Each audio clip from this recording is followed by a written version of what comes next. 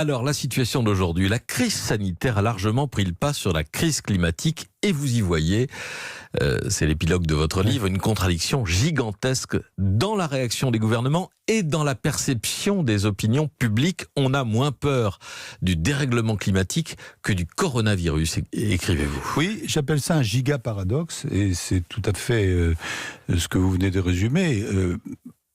Les gouvernements agissent très fortement, et ils ont raison de le faire, en réaction contre le tsunami sanitaire de la Covid-19.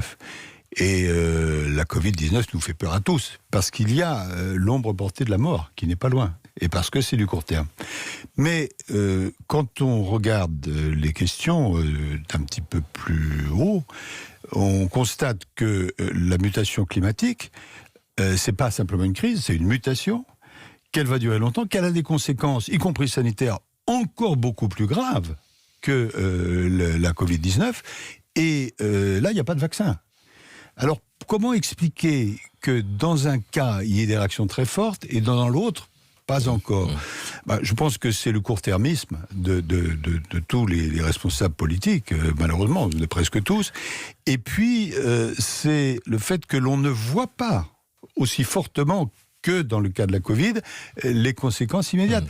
Alors que, c'est un point sur lequel j'insiste, bien sûr, le dérèglement climatique, c'est une question de long terme, mais c'est aussi une question de court terme, pour une raison très simple, que beaucoup de gens même ne mesurent pas, c'est que quand sont envoyées dans l'atmosphère des émissions de CO2, puisque le CO2 est le principal élément qui explique le dérèglement climatique, ça ne retombe pas.